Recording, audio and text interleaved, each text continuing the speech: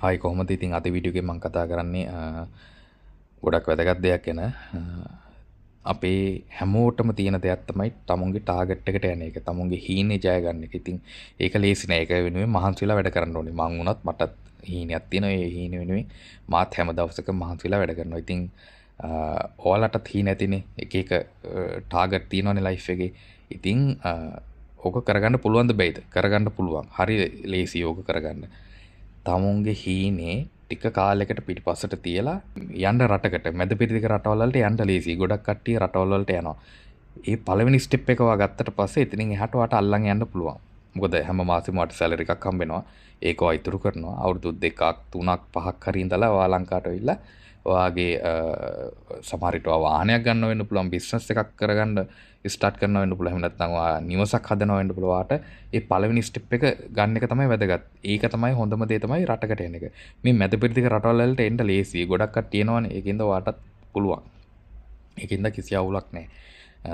ඉතින් මං වුණත් 2019 රටකට ආවා. මැද පෙරදිග රටකට තමයි ආවේ. කටාර වල ඉන්නේ මම. ඉතින් ඒ මං ගත්ත ස්ටෙප් එක ජීවිතේ ගොඩක් මට වැදගත් වුණා. ඉතින් ඒක මට තේරෙන හින්දා තමයි මම ඔයාලට මේ වීඩියෝ එකේ ගැන මම කතා කරන්න හිතුවේ. මොකද අපේ ලංකාවේ කොල්ල කෙල්ලොන්ට ඈත දුර ගම්වල කොල්ල කෙල්ලොන්ට හීන තියෙනවා. ඒ හීන කොහොම හරි යන්න ඕනේ. මොකද මටත් හීන තියෙනවා, ඔයාලටත් හීන තියෙනවා. අපි හැමෝම අපේ ටාගට් වලට යන්න ඕනේ. ඒකට මහන්සි වෙන්න ඕනේ. නිකන් බෑ. නිකන් හිත හිටියොත් බෑ.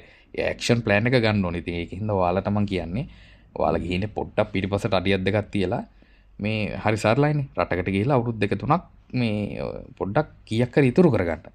ඔයාලගේ ලයිෆ් එකට හොඳයිනේ. මොකද ඔයාලට වයස 19ක් 20ක් 21ක් නම් හොඳම කාලේ මේක තමයි. මං ආවේ මං හිතන්නේ අවුරුදු 22ේදී.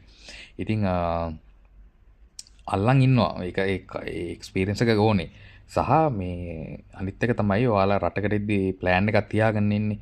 මෙන්න මේ ආයෙ ගිහිල්ලා රටට ගිහිල්ලා මෙන්න මේ බිස්නස් එක කරනවා. එහෙම නැත්නම් නිවස හදනවා. ඒ මොකක් හරි තියෙනවනේ. ඒක ඒ අවුරුදු කිහිපෙම තියාගෙන ඉන්න ඕනේ ප්ලෑන් එක රටකට ආවට පස්සේ. මොකද ගොඩක් කට්ටිය මම දකිනවා රටකට ආවට පස්සේ මේ ටාගට් මතක නැහැ. හීන මතක නැහැ. හොඳ ඇඳුම් ගන්නවා, හොඳ ෆෝන් ගන්නවා, හොඳ සපත්තු ගන්නවා, අරකට මේකට වියදම් කරනවා. එහෙම බෑ. එහෙම ජීවිතේ ඉස්සරහට යන්න බෑ. කැපකිරීම කරන්න ඕනේ. තමුන්ට අවශ්‍ය වෙන අත්‍යවශ්‍ය දේවල් ටික කරගත්තට පස්සේ ඉතුරු මුදල ඉතුරු කරලා තමුන්ගේ ලංකාවේ බැංක් account එකට ඇවිල්ලා සේව් කරගෙන ඒ පිළිවෙල තියෙන්න ඕනේ. තමුන්ට අවශ්‍ය මොනවද? ආහාර. එතකොට අවශ්‍ය වෙන ඇඳුම් පැළඳුම් මේ ඔය ටිකනේ තමුන්ට අවශ්‍ය වෙන. එහෙම නැත්නම් කොහේ හරි යනවා නම් බස් එකේ ට්‍රේන් එකේ මුදල් ඔය වගේ සරල දේවල් ටිකක් මට මේ මතකෙට එන දේවල් මම මේ කියන්නේ. ඒකට ඇර අනවශ්‍ය දේවල් බෑ. අවශ්‍ය දේවල් විතරයි.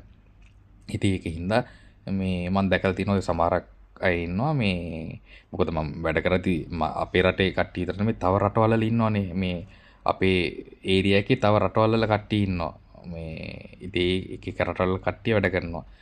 ඉතින් ඒ කට්ටිය ඇවිල්ලා කරන දෙයක් තමයි ආයේ මේ ඒ කියන්නේ හැමෝටම මේ අපේ රටේ සහ හැම රටේම කට්ටියට තියෙන ලොකු හීනයක් තමයි ආපු ගමන් ඒ කියන්නේ මාස 2-3ක් යද්දී සැලරි එක එකතු කරලා හොඳ ෆෝන් එකක් ගන්නවා.